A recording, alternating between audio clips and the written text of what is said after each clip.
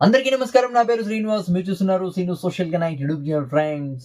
ఒక మంచి టాపిక్‌తో మీ ముందుకైతే వచ్చా. లైక్ చేసి సపోర్ట్ అయితే చేయండి. ఇంకా మంచి మంచి టాపిక్స్‌తో మీ ముందుకైతే వస్తా. నా ఎక్స్‌ప్లనేషన్, నా వీడియోస్ ఏమన్నా నచ్చితే సబ్స్క్రైబ్ చేసుకొని సపోర్ట్ అయితే చేయండి. ఇక లైక్ చేయకుండా టాపిక్‌లోకైతే వెళ్ళిపోదాం.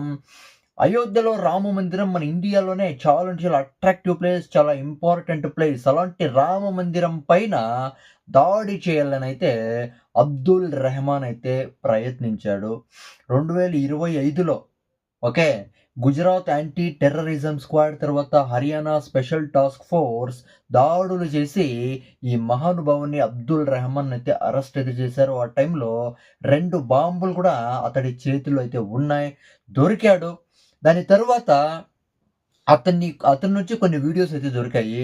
అతని నుంచి ఆ వీడియోస్‌లో ఏముందంటే, అంటే రామమందిరం వీడియోస్, తర్వాత రామమందిరం ఫోటోస్ అయితే చిక్కాయి అతని దగ్గర. అంటే దీని నుంచి అర్థమైతే ఇతడు రామమందిరంపై దాడి చేయాలనే ప్రయత్నిస్తున్నాడనైతే కన్ఫర్మ్ అయితే అయింది. అవునా కదా!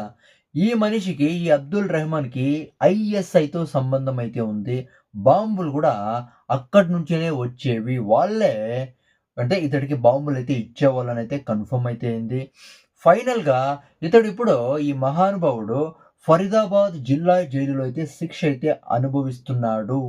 ఆ టైంలో నిన్న రాత్రి ఆదివారం రాత్రి 8 గంటలకి అరుణ్ చౌదరి, జమ్మూ కాశ్మీర్‌కి చెందిన అరుణ్ చౌదరి కత్తితో దాడి చేసి చాలా అంటే చాలా దారుణంగా దాడి చేసి చంపేశాడు. ఎవరిని? అబ్దుల్ రెహమాన్ అయితే చంపేశాడు. ఆ టైంలో పోలీసులంతా అంటే ఆ అబ్దుల్ రెహమాన్‌ని హాస్పిటల్‌కి అయితే తోడుకొని పోయారు. ట్రీట్‌మెంట్ ఇప్పించడానికి. ఆల్రెడీ ఆ మనిషి చనిపోయాడు. అంటే ఇప్పుడు చాలామంది చెప్తున్నదేమంటే, ఇది చాలా మంచి పని. నిజంగా చెప్పాలంటే న్యాయ వ్యవస్థ చెయ్యని పనిని అతడు చేశాడు. అతనికి క్షమాభిక్ష పెట్టాలా. అంటే అతడు ఏ తప్పు చేసి జైలుకొచ్చాడో తెలీదు. అతనికి క్షమాభిక్ష పెట్టాలా. అంటే కొంచెం శిక్ష తగ్గించల్లా. చాలా మంచి పని చేశాడు. అబ్దుల్ రెహమాన్‌ని అరుణ్ చౌదరి చంపేసి చాలా అంటే చాలా మంచి పని చేశాడని చాలా అంటే చాలా పొగిడేస్తున్నారు. మన ఇండియన్స్ విపరీతంగా పొగిడేస్తున్నారు. అవునా కదా! ఇది అయితే జరిగిండేది. ఫైనల్‌గా అరుణ్ చౌదరి జమ్మూ కాశ్మీర్ అంట అతడైతే చంపేశాడు. ఎందుకు చంపాడు?